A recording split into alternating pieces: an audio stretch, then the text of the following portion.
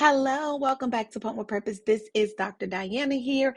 I am the CEO and founder of Pump with Purpose. We are a global lactation and postpartum private practice teaching women all across the world to breast pump through personalized care to help you to increase your milk supply with the right pump, flange, products, and schedule, and to change the world one pumping family at a time. I'm a doctor of public administration, a certified lactation counselor, a certified breastfeeding specialist, as well as a certified postpartum doula. This podcast episode today is all about something that I feel like is so important for you to know. This is like informed choice, informed decision, educated information. It's some secret sauce for the secret sauce. We're going to be talking about establishing your milk supply. It is something that is so important that you need to understand what your goals are first. Being out here saying, I just want to breastfeed my baby. Well, what does that mean? Do you want to nurse? Do you want to pump? Do you want to nurse and pump? You need to know what that looks like for you. And knowing that establishing your milk supply can take time.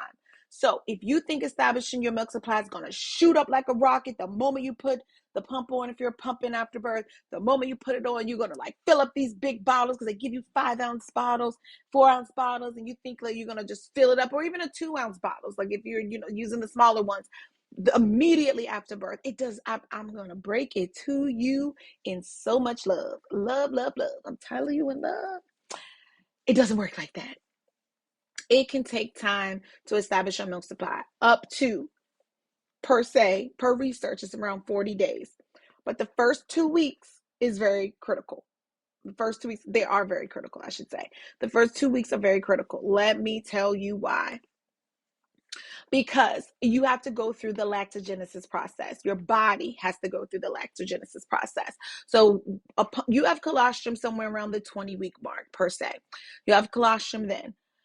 We don't believe that you need to harvest colostrum unless, you have to get approval from your doctor, work with a lactation professional that can support you in that goal, if that is your goal, because it can cause preterm labor and miscarriage. We don't do it here to help clients because we would like not sleep if we would be distraught if something happened to someone so late by trying to harvest colostrum. People do it, that's up to them. You definitely want to get approval from your doctor, have a lactation professional, have them both on standby, because if you start cramping, if you start seeing blood or anything that makes you worried, then you need to have them both on standby. We don't believe that you need to harvest colostrum before birth, but definitely do what's best for you. We know it's not safe for everyone, so we can't promote something that could impact someone because we don't have the information and history and background. We really genuinely care about everyone on this platform. We don't do anything to harm you or your baby. So we believe once the placenta leaves the body, per research, your body goes through the lactogenesis process. So the first step, the colostrum is there. So you can, try to get out the colostrum. You could do that through nursing and or pumping. Sometimes electric pumping may or may not get it out as well. So if it doesn't, some people may consider manual pumping or hand expression. So that's why it's so important to kind of know what your goals are and work towards that. So then it turns into transitional milk, where it like thins out a little bit, but it's still that yellow color. So it'll thin out.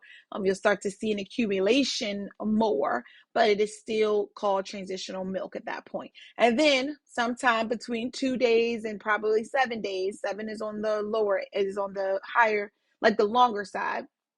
Hopefully somewhere between usually day 2 and day 5, it can start that process to go from the transitional to the mature milk. That's the milk you'll see the rest of the time, but it can take days. So really understanding that your milk supply does not shoot up like a rocket. It can be gradual, it can go up, it can stay steady, then it can go up again, it can dip for a little bit and then go back up. It is literally not just a straight beeline up. So it's so important to remember that you can be successful regardless of how you decide to feed, but you have to have a plan. You have to have a plan to understand what you want and work towards that. So it's important to establish supply. Per se, up until the first 2 weeks, milk supply is critical. It can really, really make or break the journey. So it's up to you when people are telling you not to pump. You got to, based on what your decision is. If you know you want to make something more than your baby is taking in, then it may be important to figure out what that you want to pump and then how to do so to make sure that that happens. some of the things to consider is, you definitely, if you are planning to nurse, you don't want, you always nursing on demand. I can give you that for the free. You always want to nurse on demand, but you add pumping in a way that it doesn't take away from baby nursing. It just pumps out any overage. And no, we don't mean that you need to nurse and then pump after every single time you nurse. Like, we're not saying that. We're saying that you need to have a plan based on how much over your baby do you want. You want something for a rainy day, you want a bag or two a day, or do you want all your milk as much as your body can give you? You really need to develop. We do plans differently based on what your goals are. And so that's why it's not a one size fits all approach. Everyone needs to do this. Like, we are here to help people that are like, okay, I want to put together a plan so I know exactly what I want to do once the baby is born. Establishing milk supply is so important from birth to understand what that looks like. Yes, the fact if you have vaginal versus C-section can make a difference. Doesn't mean that it's impossible. So sometimes C-sections can slow the lactogenesis process down. But then, this depends on the person. I have clients that have a C-section and literally the pump after birth, they're already getting colostrum. Your body will determine what it's going to do. So for example, for me, my first journey, it took about 5 days before I started to really see that transitional milk start to happen. And I was like, OMG. I remember the tears falling down my face. I was like, is this ever going to happen? Like, I'm, dry pumping. It's not it's not going like I would have imagined. I had a traumatic birth with my first son. His lungs collapsed. He had to be resuscitated, immediately taken to the NICU. I was given a pump, didn't know how to use it. I was definitely in the wrong flaring size at birth. So, I know now on this side of it, I know there were a lot of factors that impacted. Didn't, I still got where I need to go. It took a little bit longer. I still was able to reach above my baby and save 3,000 ounces. So I got pregnant at 9 months by choice. So I knew I wanted about 3,000 ounces saved, and I reached that goal that once my child got off of formula at 6 weeks, then he did not have to go back on. Like, he had enough breast milk, albeit from 9 to 12 months was frozen. So he did not have to go back on formula. And then we went over to a pea protein milk. So I'm just here to tell you that regardless, slow start or not, you can still reach your goals. You just have to learn how to establish a milk supply that's based on what you are looking to do, and really getting that plan together prior to birth or very soon after. If you start seeing things not going well, baby's not latching well, baby's not, effectively, efficiently removing milk, or what's the biggest thing, that's the biggest issue, is you'll get to that doctor at that first doctor's appointment, at least between that 2 to 3 days after you leave, because that's when you usually go to the doctor, or 2 to 3 days after birth, up until 2 weeks. That is so important, because a lot of times by the time you go to that 2-week checkup, your baby isn't holding weight because you can't see what's happening. So baby isn't holding weight, and they immediately try to put you on formula versus like trying to establish an effective pumping plan. So I'm just here to tell you that pumping is a viable, sustainable, long-term solution, and you can go as long as you want. I pumped first journey 9 months until I got pregnant, and my second journey was over 3 years,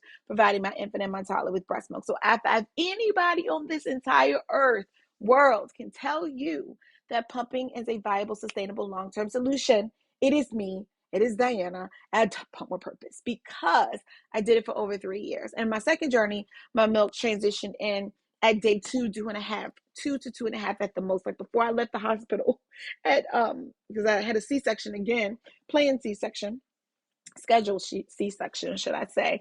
And I literally by the time I left the hospital, by the time day 2 came, because I left on day 2, my milk supply was already transitioning in. And I remember that day 2 and the tears shedding, because I'm like, yes, it worked. It's happening now again.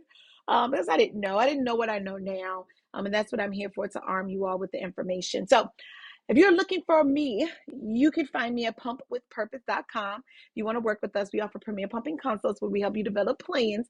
We love our prenatal plans. Our clients that see us prenatally rarely not reach, they usually reach their goals. They rarely do not reach them. So we're so prideful in saying that, and it's an honor to help so many women to not just reach but exceed their goals. And so we're here. If you want to look for us, pumpwithpurpose.com, or you are more than welcome. Our biggest platform that we have to date is Instagram. You can join us over there, Pump with Purpose. On Instagram, we go live.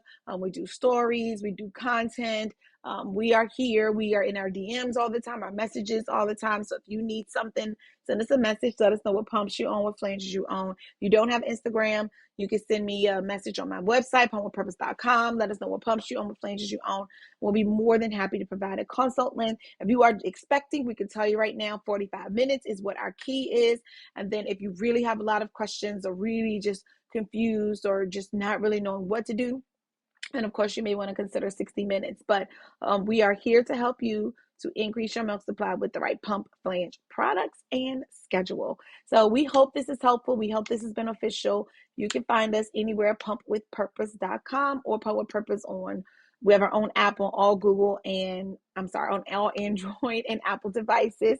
And we are here to assist you, pumpwithpurpose.com or just Pump with Purpose on Instagram. And we have our own app over there on the App Store or the Google Play Store. So until next time with Pump with Purpose.